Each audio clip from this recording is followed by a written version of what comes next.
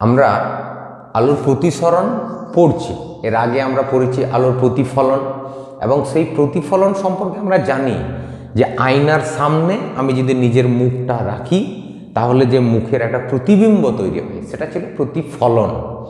এবার এই যে ঘটনাটা পড়লাম যেটাকে আমরা বলছি প্রতিসরণ, এই ঘটনাটা কখন ঘটে? আমরা কি বাস্তবে এই ঘটনা দেখতে পাই? হ্যাঁ, আমরা বাস্তবে এই ঘটনা কিন্তু সর্বদাই দেখতে পাই। কিভাবে দেখতে পাই না, দেখো প্রতিসরণের ক্ষেত্রে কি হয়, একটি আলোকরশ্মি আসবে, দুই মাধ্যমের বিভেদ তলের উপর আলোকরশ্মিটি এসে পড়বে, পড়ার পরে সেই আলোকরশ্মি কি করবে, নিজের দিকটি পরিবর্তন করে দ্বিতীয় মাধ্যমে চলে যাবে। এটা যদি প্রথম মাধ্যম হয় উপরেরটা, নিচেরটা হলো দ্বিতীয় মাধ্যম, তাহলে আলোকরশ্মি দ্বিতীয় মাধ্যমে চলে যায়।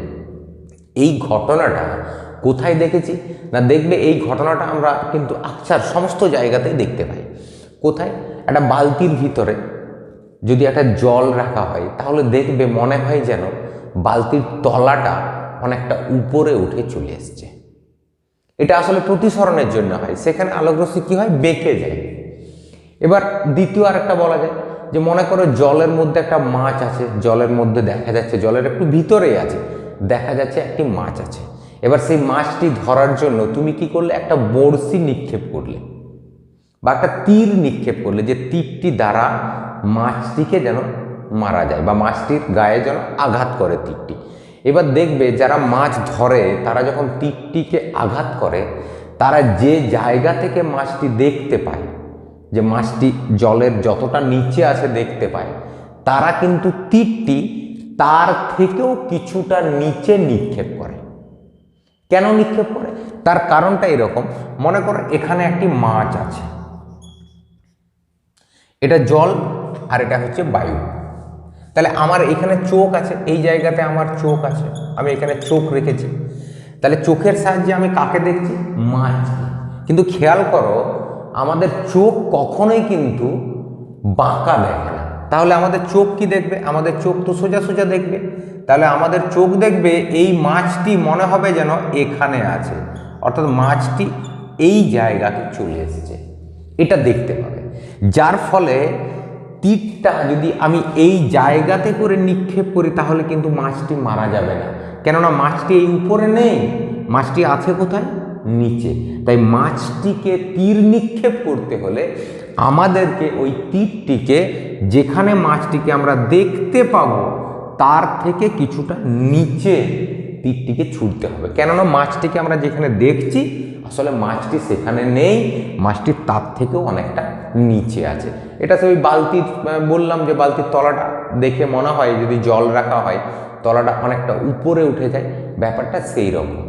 তলাটা নিচেই আছে কিন্তু জলের কারণে এবং প্রতিসরণের কারণে মনে হয় যেন তলাটা অনেকটা উপরে উঠে গেছে। আচ্ছা, আজকে আমরা এখানে যেটা পড়ব সেটা হচ্ছে আলোর প্রতিসরণের সূত্র, অর্থাৎ আলোর প্রতিফলন যেটা আমরা আগে পড়েছি, সেই আলোর প্রতিফলনের সূত্রগুলি আমাদের পড়া আছে। এবার আজকে আমরা পড়ব আলোর প্রতিসরণের সূত্র। দেখো, এই যে রশ্মিটি আসছে এই রশ্মিটিকে বলা হয় আপতিত রশ্মি।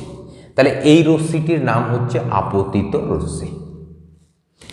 যে রশ্মিটি এখান থেকে পড়ার পর প্রতিসরণের পর এই দিকে বেঁকে ফিরে গেল তার নাম হচ্ছে প্রতিসৃত রশ্মি। প্রতিসৃত রশ্মি অর্থাৎ এটার নাম আপতিত রশ্মি, এই রশ্মিটার নাম হচ্ছে প্রতিসৃত রশ্মি। আর এই যে আমার লাল ছবিতে আঁকা আছে লাল রঙে, এটা হচ্ছে অভিলম্ব। কার উপরে অভিলম্ব? দুই মাধ্যমের যে বিভেদ তল, যেটা আমার কালো ছবিতে আঁকা আছে কালো কলমে, এই বিভেদ তলের উপর এভাবে লম্ব আঁকা আছে। কোথায় লম্বটা আঁকা আছে? এই বিন্দুতে লম্বটি আঁকা আছে। এই বিন্দুটার কি নাম? আপতন বিন্দু। তাহলে কি দাঁড়ালো?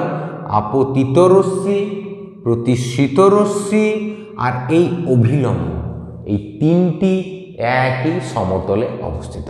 এটা আমরা যখন আলোর প্রতিফলনের সূত্র পড়েছিলাম সেই ক্ষেত্রেও কিন্তু এইটাই ছিল, শুধু নামটা একটু আলাদা ছিল।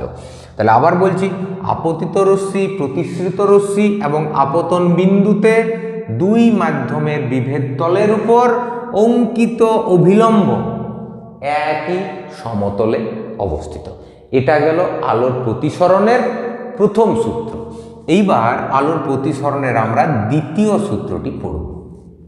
দ্বিতীয় সূত্রটি কি না, দ্বিতীয় সূত্র হচ্ছে যেটাকে আমরা আবার স্নেলের সূত্র বলি। এই দ্বিতীয় সূত্রটার অপর নাম হচ্ছে স্নেলের সূত্র।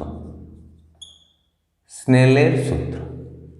এই সূত্রটা কি না, এই সূত্রটা হচ্ছে দুটি নির্দিষ্ট মাধ্যমে, অর্থাৎ মাধ্যম দুটো কিন্তু নির্দিষ্ট, মাধ্যমকে পরিবর্তন করা যাবে না।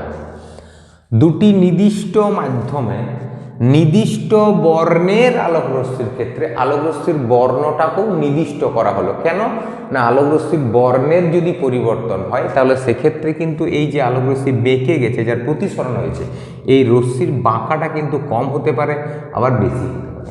যদি এই রশ্মিটি লাল হয় তাহলে এই কম বাঁকবে, যদি রশ্মিটি নীল হয় বা বেগুনি হয় তাহলে সেক্ষেত্রে রশ্মিটা একটু বেশি বাঁকবে। তাই আলোকরশ্মির বর্ণটাকে আমরা নির্দিষ্ট করলাম। তাহলে দুটি নির্দিষ্ট মাধ্যমে নির্দিষ্ট বর্ণের আলোকরশ্মির ক্ষেত্রে আপতন কোণের সাইন এবং প্রতিসরণ কোণের সাইন। আবার বলছি, আপতন কোণের সাইন, সাইন হচ্ছে SINE। কার সাইন? আপতন কোণের সাইন। আপতন কোণ কোনটা? এইটা অবিলম্বের সঙ্গে আপতিত রশ্মি যে কোণ করে তাকে আপতন কোণ বলে। কি অক্ষরে লেখা আছে? I, মানে ইনসিডেন্ট অ্যাঙ্গেল। তাহলে আপতন কোণের সাইন অর্থাৎ সাইন I, আপতন কোণ I, আপতন কোণের সাইন। এবং প্রতিসরণ কোণের সাইন, প্রতিসরণ কোণটা কি? R, তারও সাইন। তাহলে আবার লিখছি সাইন প্রতিসরণ কোণের সাইন, তাহলে সাইন R, প্রতিসরণ কোণের সাইন।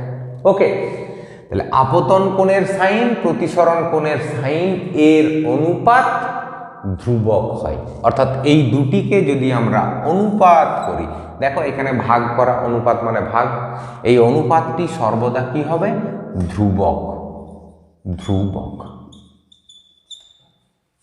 ওকে, এইবার এই যে এখানে সাইন লিখলাম, এই সাইন তোমরা পাবে ক্লাস 10-এ তোমাদের অঙ্কে আছে, যেখানে ত্রিকোণমিতি চ্যাপ্টার আছে, সেখানে কিন্তু তোমরা পাবে সাইন, কস, ট্যান, এইসবগুলি পাবে। তো সেখানে দেখবে সাইনকে SIN না লিখে আমরা SIN লিখি, এখানেও SIN লিখি সাইনকে, কোনো অসুবিধা নেই। SINই যদি লেখো তাও কোনো অসুবিধা নেই, SIN লিখলেও কোনো ক্ষতি নেই। তাহলে সাইন আপতন কোণ I, সাইন আর হচ্ছে প্রতিসরণ কোণ, এই দুটির অনুপাতটিকে বলা হলো ধ্রুবক। এই ধ্রুবকটিকে কি বলে না, এই ধ্রুবকটির নাম হচ্ছে, অক্ষরটা হচ্ছে এই রকম মিউ, অক্ষরটির নাম হচ্ছে মিউ। এবার এটা কি? এইটাই হচ্ছে প্রতিসরাঙ্ক। প্রতিসরাঙ্ক আমি এখানে লিখলাম, আগে লিখে দিই তারপরে আমি বলছি। প্রতিসরাঙ্ক, এইটা মিউকে বলা হয় প্রতিসরাঙ্ক। এবার প্রশ্ন হচ্ছে প্রতিসরাঙ্ক কাকে বলে?